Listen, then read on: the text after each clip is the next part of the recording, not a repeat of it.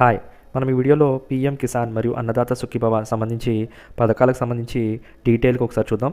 ఈరోజు November 19న PM Kisan అలాగే అన్నదాత సుఖీభవ డబ్బులనైతే జమ చేయడం జరుగుతుందని చెప్పి ఆల్రెడీ మనం ఒక వీడియో అయితే చేయడం జరిగింది. ఇక్కడ మీరు చూసినట్లయితే పీఎం కిసాన్ డబ్బులు అలాగే అన్నదాత సుఖీభవ డబ్బులు రెండూ కలిపి 7,000 అనేవి రైతుల ఖాతాల్లో అయితే జమ చేయడం జరుగుతుంది.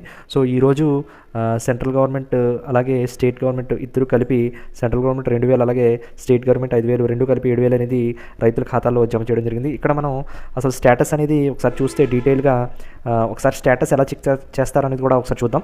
అన్నదాత సుఖీభవ సంబంధించి స్టేటస్ అయితే ఒకసారి నేను డిస్క్రిప్షన్లో అయితే లింక్ ఇస్తానండి.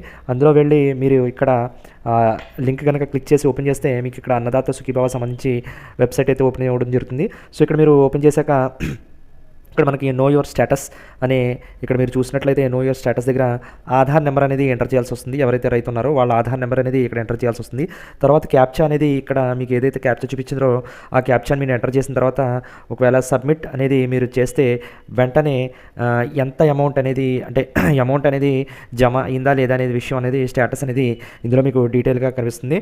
సో అదేంటంటే అన్నదాత సుఖీభవ సంబంధించి రెండో విడత సంబంధించి 5,000 అమౌంట్ అనేది రైతుల ఖాతాల్లో అయితే జమ చేయడం అనేది జరుగుతుంది అని చెప్పి ఆల్రెడీ మనం వీడియో అయితే చేసాం. అది ఈరోజు నవంబర్ 19th ఆల్రెడీ సీఎం గారు చంద్రబాబు నాయుడు గారు ఆల్రెడీ ఇక్కడ ఏదైతే అమౌంట్ ఉందో అది రిలీజ్ చేశారు. కాబట్టి వెంటనే రైతులందరూ కూడా ఈ లింక్ ద్వారా స్టేటస్ చెక్ చేసుకోవచ్చు. అలాగే ఇక్కడ పీఎం కిసాన్కి సంబంధించి కూడా నేను డీటెయిల్గా మీకు స్టేటస్ ఎలా చెక్ చేసుకోవాలనేది కూడా నేను చెప్తాను.